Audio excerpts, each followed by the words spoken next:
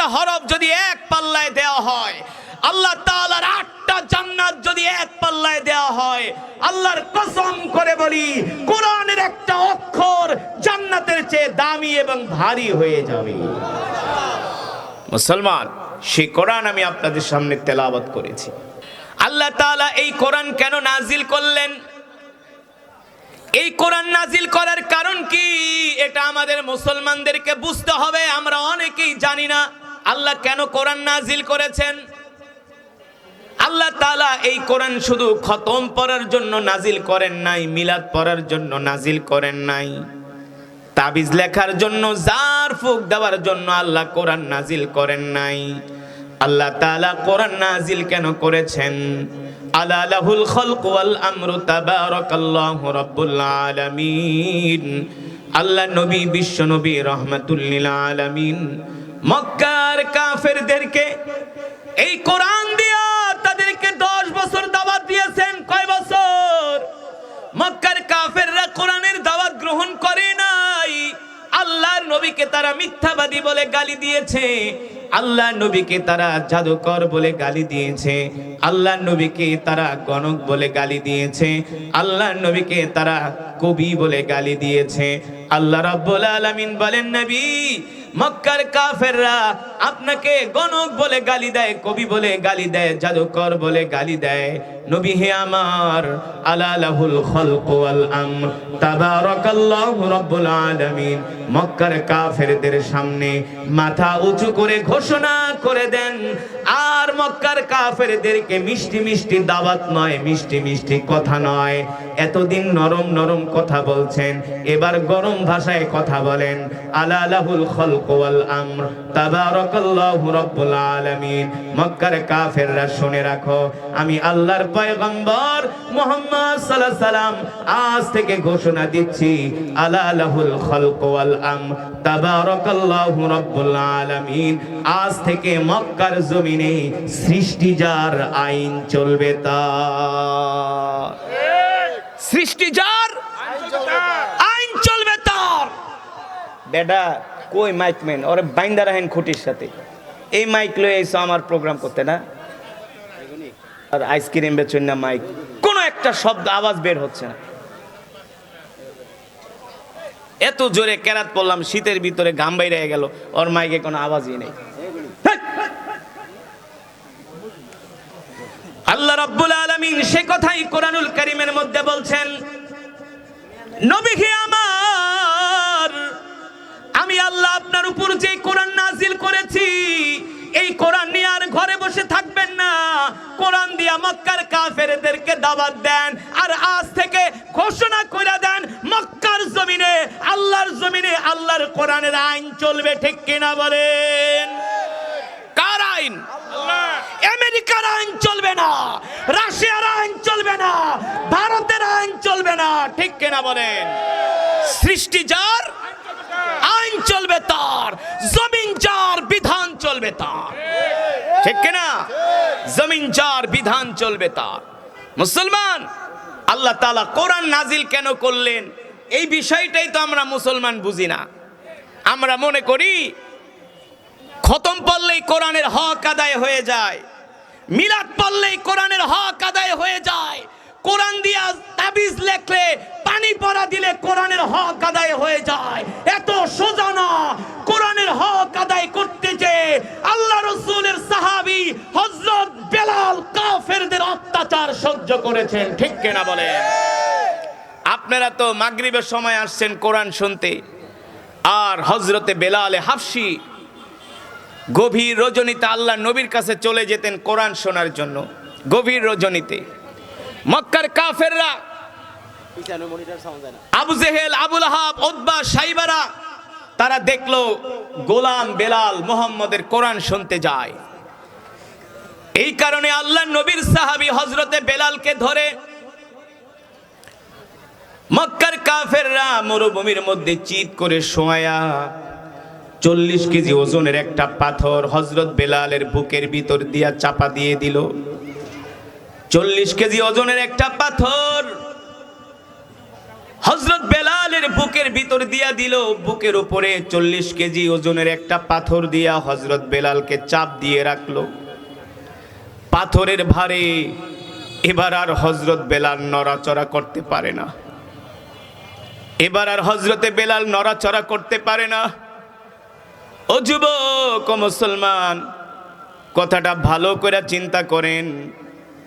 আল্লাহর নবীর সাহাবী হযরত বেলাল কত না কষ্ট করছে আল্লাহর কোরআনের জন্য। যারা সৌদি আরবে হজ উমরা করতে গেছেন, দেখেন সৌদি আরবে কত গরম না? দিনের বেলা গরমের জন্য ঘর থেকে বের হওয়া যায় না, হোটেল থেকে বের হওয়া যায় না। এখন তো এয়ার কন্ডিশনের ব্যবস্থা আছে, এসির ব্যবস্থা আছে। 1450 বছর আগে এর চাইতেও আরো বেশি গরম ছিল। ওই প্রচন্ড গরমের মধ্যে হযরতে বেলালকে মরুভূমির মধ্যে চিৎ করে শোয়ায়া 40 কেজি ওজনের একটা পাথর হযরত বেলালের বুকের ভিতরে দিয়া রাখছে। পাথর দিয়া চাপা দিয়ে রাখছে। হযরত বেলাল নড়াচড়া করতে পারে না। আবু জেহেল, আবু লাহাবরা এসে বলে, ওলীদ ইবনে মুগীরারা এসে বলে, বল বেলাল, আর কোনোদিন মুহাম্মদের কাছে যাবি না, আর কোনোদিন মুহাম্মদের কোরআন শুনতে যাবি না। হযরত বেলাল বলে, মক্কার কাফেররা, তোমরা আমাকে মারতে মারতে শহীদ করে ফেলতে পারো, এক মুহূর্তের জন্য বেলাল আল্লাহর নবীর জবানে কোরআন শোনা থেকে বিরত হবে না। জোরে বলেন সুবহানাল্লাহ, আল্লাহু আকবার। এই কথা বলার পরে লোহার রড গরম করে হযরত বেলালের শরীরের ভিতরে সেকা দেওয়া হয়। আর বলা হয়, বেলাল, মুহাম্মাদের কোরআন শুনতে যাবি না। যদি একবার স্বীকার করস বেলাল, তোর গায়ে আমরা একটা ফুলের টোকাও দিব না। হযরত বেলাল বলে, মক্কার কাফেররা, শুনে রাখো, তোমরা মনে করেছো লোহার রড গরম করে আমার শরীরে সেকা দিলে মনে হয় আমি ভয় পেয়ে যাব আর তোমাদের কথা আমি মেনে নিব। আল্লাহি রব্বাল কাবা, রবের কাবার কসম খায়া বলি, বেলালকে যদি মারতে মারতে শহীদ করে ফেলো, বেলাল শহীদ হয়ে যাবে। আল্লাহর নবীর কোরআনের মজমায় যাওয়া বেলাল বন্ধ করবে না। ও মুসলমান, শুধু এখানেই শেষ নয়, শুধু এখানেই শেষ নয়। আল্লাহর নবীর সাহাবী হযরত আবু তালহা রাদিয়াল্লাহু তাআলা আনহু, নাম কি? জোরে বলেন। আবু তালহা রাদিয়াল্লাহু তাআলা আনহু। যুবক রে, ও মুসলমান, আমরা তো মক্কা মদিনায় যাই, ওহুদের ময়দানে যাই, ওহুদের ময়দান ঘুরে আসি, যেই ময়দানে আল্লাহর নবী নিজে যুদ্ধের নেতৃত্ব দিয়েছেন, ওহুদের ময়দানে। সেই ময়দানে আমরা যাই। 70 জন সাহাবী যে ময়দানে শুয়ে আছে, যে 70 জন সাহাবী যুদ্ধের ময়দানে শহীদ হয়ে গেছে, ওহুদের ময়দানে 70 জনকে ওহুদের ময়দানে তাদেরকে কবর দেওয়া হয়েছে। আমরা তাদের কবর জিয়ারত করে আসি। কি শিখলাম আমরা তাদের থেকে? এই যে 70 জন সাহাবী ওহুদের যুদ্ধে শহীদ হয়েছে, আল্লাহর কসম করে বলি, তারা অর্থের জন্য শহীদ হয় নাই, ক্ষমতার জন্য শহীদ হয় নাই, ঠিক কিনা বলেন? কোন নারীর জন্য, কোন বাড়ির জন্য, কোন পদ পদবীর জন্য শহীদ হয় নাই। আল্লাহর নবীর এই 70 জন সাহাবী আল্লাহর জমিনে দ্বীন কায়েমের জন্য শহীদ হয়েছে, ঠিক কিনা বলেন? মক্কার কাফেররা চতুর্দিক থেকে আল্লাহর নবীকে যখন ঘিরে ধরল, মক্কার কাফেররা অতর্কিত তীর আর বর্ষা দিয়ে আল্লাহর নবীকে আক্রমণ করতেছে। হযরত আবু তালহা রাদিয়াল্লাহু তাআলা আনহু আল্লাহর নবীর সামনে সীসা ডালা প্রাচীরের মতো দাঁড়ায় গেলেন। আল্লাহর নবীকে আড়াল করে হযরত আবু তালহা রাদিয়াল্লাহু তাআলা আনহু সীসা ডালা প্রাচীরের মতো আল্লাহর নবীর সামনে দাঁড়ায় গেলেন। আর আল্লাহর নবীকে বললেন, ওগো আল্লাহর পয়গম্বর, আজকে উহুদের ময়দানে মক্কার কাফেররা আবু তলহাকে টার্গেট করে নাই। আজকের এই উহুদের ময়দানে মক্কার কাফেররা ওমরকে টার্গেট করে নাই। আজকে এই উহুদের ময়দানে মক্কার কাফেররা আবু বকরকে টার্গেট করে নাই। আজকে এই উহুদের ময়দানে মক্কার কাফেররা আমাদের কলিজার টুকরা বিশ্ব নবীকে টার্গেট করেছে, ঠিক কিনা বলেন? মক্কার কাফেররা চায় আপনাকে দুনিয়ার জমিন থেকে বিদায় করে দিতে। মক্কার কাফেররা চায় দুনিয়ার জমিন থেকে আপনাকে সরাই দিতে। এই কারণে তারা অতর্কিত আপনার উপরে আক্রমণ করতেছে। আমি আপনার সাহাবী আবু তালহা আপনাকে উদ্দেশ্য করে বলতেছি, ওগো আল্লাহর নবী, মক্কার কাফেরদের প্রতিটা তরবারির আঘাত, তীরের আঘাত আবু তলহার শরীরের মধ্যে বিদ্ধ হবে। আল্লাহর নবীর গায়ে একটা ফুলের টোকাও আমি সহ্য করব না। আল্লাহর নবীর গায়ে একটা ফুলের টোকাও আমি আবু তলহা সহ্য করব না। প্রতিটি তীরের আঘাত, তরবারির আঘাত আবু তলহার গায়ে লাগুক, আবু তলহা শহীদ হয়ে যাক। আল্লাহর নবীর যাতে শরীর মোবারকে একটা ফুলের টোকাও না লাগে। সাহাবীরা আল্লাহর কোরআনের জন্য জীবন দিয়েছেন। ইতিহাসের মধ্যে লেখে, মক্কার কাফেররা চতুর্দিক থেকে আল্লাহর নবীকে তীর নিক্ষেপ করে। সাহাবী আবু তলহা আল্লাহর নবীর সামনে ডাল হয়ে দাঁড়ায় যায়। এক একটা তীর আসে, সাহাবী আবু তলহা নিজের হাত পেতে দেয়, হাতের মধ্যে তীরগুলো লাগে।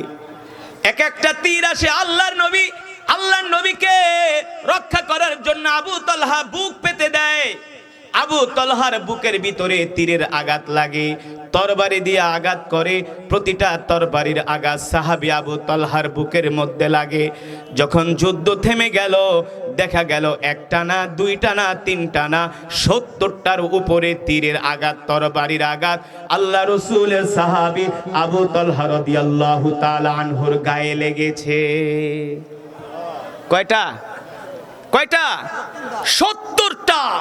৭০টা তীরের আঘাত, তরবারির আঘাত রাসূলের সাহাবী আবু তালহার গায়ের ভিতরে ৭০টা তীর আর তরবারির আঘাত। পুরা শরীর রক্তে রঞ্জিত হয়ে গেছে। আর আমরা মুসলমানরা মনে করি ২-৪ দিন ওয়াজ মাহফিল করলে, কোরআন খতম দিলে আমরা কোরআনের হক আদায় করে ফেলবো। এত সোজা না। ২-১০টা ওয়াজ মাহফিল শুনলেই কোরআনের হক আদায় হবে না। আল্লাহর নবীর সাহাবীরা কোরআনের হক আদায় করার জন্য তারা নিজের সন্তানকে এতিম করেছে, স্ত্রীদেরকে বিধবা করেছে, ঠিক কিনা বলেন? বুঝতে পারছেন? এত সোজা না। কাল হাসরের ময়দানে আল্লাহর নবী যখন বলে, উম্মতরা আসো, আমি তোমাদেরকে জান্নাতে নিয়ে যাব।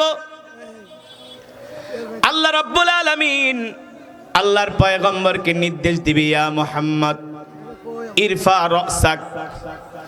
আল্লাহর নবী সেজদা দিয়া হাসরের ময়দানে পড়ে থাকবে। জিবরাইল আমিন এসে বলবে, ওগো আল্লাহর নবী, ইয়া মুহাম্মদ ইরফা রাসাক ইশফা তুশাফা। ওগো আল্লাহর নবী, আপনি সেজদা উঠান। আল্লাহ তাআলা আপনাকে নির্দেশ দিয়েছেন, আপনি আপনার উম্মতের জন্য সুপারিশ করেন। আপনি আপনার যেই উম্মতের জন্য সুপারিশ করবেন, সেই উম্মতকে আজকে আল্লাহ জান্নাত দিয়ে দিবে। সুবহানাল্লাহ বলেন। কথা খেয়াল করেন। জিবরাইল আমিন এসে বলবো, গো আল্লাহর নবী, আপনি আপনার উম্মতের জন্য সুপারিশ করেন। আপনি আপনার যেই উম্মতের জন্য সুপারিশ করবেন, আল্লাহ তাআলা তাদেরকে জান্নাত দিয়ে দিবে। এই কথা শোনার পরে আল্লাহর নবী সেজদা উঠাবেন। সেজদা উঠানোর পরে আল্লাহর নবী উম্মতদেরকে ডাক দিবেন, ও উম্মতেরা আসো আসো আসো, আজকে তোমাদের জন্য আমি আল্লাহর কাছে সুপারিশ করব, তোমাদেরকে আজকে আল্লাহ জান্নাত দিবে। এই কথা বলে আল্লাহর নবী যখন উম্মতদেরকে ডাক দিবেন, পৃথিবীর ২৫০ কোটি উম্মত আল্লাহর নবীর সামনে যায় হাজির হবে। এর ভিতরে গাঁজাখোর থাকবে। কি খোর? গাঁজাখোর, হিরণখোর, বাবাখোর, ইয়াবাখোর, সুদখোর, ঘুষখোর, যারা আল্লাহর কোরআনের বিরোধিতা করেছে তারাও থাকবে। নামাজ পড়ে নাই, রোজা রাখে নাই, ইসলাম মানে নাই, ঠিক কিনা বলেন? আল্লাহর দ্বীনের বিরোধিতা করছে। ওরাও যে বলবো আল্লাহর নবী আমরা তো আপনার উম্মত, আমাদের জন্য সুপারিশ করেন, আমরা আপনার উম্মত, আমাদের জন্য সুপারিশ করেন। তখন আল্লাহর নবী বলবে, এই আমার সাহাবী বেলালের দিকে তাকায় দেখ, আমার সাহাবী আবু তালহার দিকে তাকায় দেখ, আমার সাহাবী জাফর বিন আবু তালেবের দিকে তাকায় দেখ, ঠিক কিনা বলেন? আমার ওমরের দিকে তাকায় দেখ, আমার ওসমানের দিকে তাকায় দেখ। প্রত্যেকটা সাহাবী এক একজনের হাত নাই, পা নাই, চোখ নাই, নাক নাই, কান নাই, কাফেররা কলিজা পর্যন্ত টেনে ছিঁড়ে ফেলেছে। এতই সোজা? জান্নাতটা এত সোজা না। আল্লাহর নবী বলবে, উম্মত দেখো আমার এক একটা সাহাবীর গায়ে তীরের আঘাত, তরবারির আঘাত, আর তোমরা আমার উম্মত, তোমাদের গায়ে একটা ফুলের টোকাও নাই, ফুলের টোকাও নাই। তার মানে কি তোমরা দুনিয়াতে হকের পক্ষে ছিল না, ইসলামের পক্ষে ছিল না, ঠিক কিনা বলেন? অকুল জা আল হক ওয়া যাহাকাল বাতিল ইন্নাল বাতিলা কানা যাহুকা। আজকে সারা পৃথিবীতে হক আর বাতিলের লড়াই শুরু হয়ে গেছে, হক আর বাতিলের লড়াই, কুফর আর তাওহীদের লড়াই শুরু হয়ে গেছে। এই পৃথিবীর জমিনে যারা তাওহীদের পক্ষে থাকবে, আল্লাহ তাআলার পক্ষে থাকবে, আল্লাহ রাসূলের পক্ষে থাকবে, আল্লাহর নবী হাশরের ময়দানে তাদের জন্য সুপারিশ করবে, সুপারিশ করবে। এই যে আপনাদের মতো কোরআন প্রেমিক মুসলমান, আমি যখন তেলাওয়াত শুরু করেছিলাম মাত্র 10-15 জন লোক ছিল, কিন্তু আমি যখন কোরআন তেলাওয়াত শুরু করেছি আপনারা কোরআনের মহব্বতে দৌড়ায় দৌড়ায় কোরআনের মাজমায় আসতেন। আল্লাহ রাসূলের হাদিস, এই দুনিয়ার জমিনে যারা আল্লাহর কোরআনকে মহব্বত করে, আল্লাহর কোরআনকে ভালোবাসে, আল্লাহর কোরআনের তেলাওয়াত শুনে আল্লাহর জমিনে কোরআনের রাজ কায়েম করার জন্য চেষ্টা করে, আল্লাহর নবী কাল হাশরের ময়দানে তাদেরকে ধরে ধরে আল্লাহর জান্নাতে ঢুকিয়ে দিবে। জোরে বলেন সুবহানাল্লাহ। আল্লাহর জান্নাতে ঢুকিয়ে দিবে। এই কারণে আমাদেরকে সদা সর্বদা হকের পক্ষে থাকতে হবে। কিসের পক্ষে? জোরে বলেন কিসের পক্ষে? কোরআনের পক্ষে, হকের পক্ষে থাকতে হবে, ঠিক কিনা বলেন?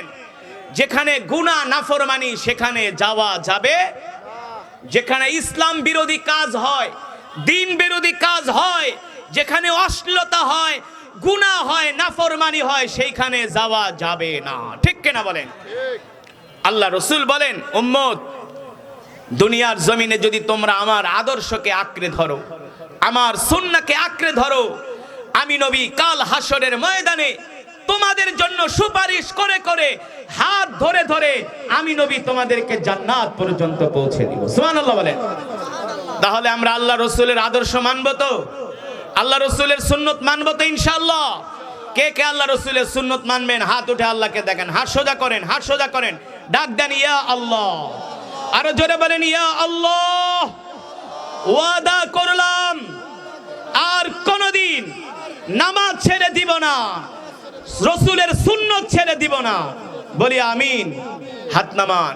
এবার আসেন আল্লাহ রাসূলের সুন্নাত কি? আফসুস সালাম। এক মুসলমান আরেক মুসলমানকে সালাম দিব। এক মুসলমান আরেক মুসলমানকে কি দিব? সালাম। এখন আমরা মুসলমানদের সালামও দেই না, আর সালাম দিলে অনেকে উত্তর নেয় না। একটু টাকা পয়সার মালিক হয়ে গেলে সে আর তার আত্মীয় স্বজনদের সালাম দিতে চায় না। বলো আরে আমি কি সালাম দিব, তো গরিব, আমি তো ধনী, ঠিক কিনা বলেন? এই কারণে আমাদের এক মুসলমান আর এক মুসলমানকে সালাম দিতে হবে। তবে মুসলমান এমনি এমনি সালাম না দিলে কি হইল? এই দেশে একটা সালামের মৌসুম আছে। কি আছে? সালামের মৌসুম। এই যে এখন নির্বাচন আইছে, এখন দেখবেন কাডার আকাডা নাই, যারে পাইব তারই সালাম দিব। হ্যাঁ, যাকে পাবে তাকেই সালাম দিবে। এই ভণ্ডামি সালাম না। মুসলমান মুসলমানকে সালাম দিতে হবে, ঠিক কিনা বলেন? মুসলমান মুসলমানকে হৃদয় থেকে সালাম দিতে হবে, ভালোবেসে সালাম দিতে হবে। রাজি আছেন ইনশাআল্লাহ? আল্লাহ রাসূল বলছেন, কোন উম্মত যদি দৈনিক কোন মুসলমানকে 20 জন মুসলমানকে সালাম দেয়, কয়জন? আল্লাহ রসুল বলে তার ইন্তেকালের পরে আমি নবী তাকে সুপারিশ করে জান্নাতে ঢুকায় দিব। কিন্তু নামাজ পড়া লাগবে না, শুধু সালাম দিবেন। কি সিলেটের এক লোক কয়, হুজুর তুমি না ওয়াজ খল্লা 20 জন লোকরে সালাম দিলে জান্নাতে চলে যাব, তা নামাজ খিল লেগা পড়তাম। আমি কই না, আগে নামাজ, ঠিক কিনা বলেন? আগে নামাজ, তারপরে অন্য কাজ। রাজি আছেন ইনশাআল্লাহ? তাহলে 5 ওয়াক্ত নামাজ পড়বেন, আল্লাহ রসুলের সুন্নত গুলো মানবেন। আল্লাহ তাআলা আজকে যে এই কোরআন আল্লাহর জবানের কালাম, আল্লাহ রাব্বুল আলামিন কোরআনুল কারীমের মধ্যে বলেন, ওয়ানুনাজ্জিলু মিনাল কুরআনি মা হুয়া শিফাউন ওয়া রাহমাতুল লিল মুমিনিন ওয়া লা ইয়াজিদুয যালিমিনা ইল্লা খাসারা। নবী হে আমার, আমি আল্লাহ আপনার উপর যে কোরআন নাজিল করেছি, এই কোরআন আমি মুমিনের শেফার জন্য, মুমিনের মুক্তির জন্য নাজিল করেছি। ঠিক কিনা বলেন?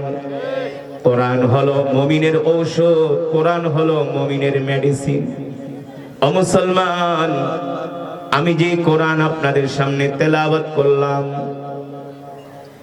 এই কোরআনের জন্য আল্লাহর নবী তাইফের ময়দানে রক্ত দিয়েছেন, উহুদের ময়দানে রক্ত দিয়েছেন। ঠিক কিনা বলেন? আল্লাহর নবী উহুদের ময়দানে দান মোবারক শহীদ করেছেন। এই কোরআনের জন্য আল্লাহর নবীর সাহাবীরা জীবন পর্যন্ত দিয়েছেন, আল্লাহর কোরআনের জন্য শহীদ হয়ে গিয়েছেন। শুধু এখানে শেষ না মুসলমান, এই কোরআনের জন্য আল্লাহর নবীর সাহাবীরা নিজের সন্তানদেরকে এতিম করেছেন, স্ত্রীদেরকে বিধবা করেছেন, নিজের মাতৃভূমি জন্মভূমি ত্যাগ করেছেন আল্লাহর কোরআনের মহব্বতে। ঠিক কিনা বলেন? আল্লাহ তাআলা এই কোরআন কেন নাজিল করলেন? এই কোরআন নাজিল করার কারণ কি? এটা আমাদের মুসলমানদের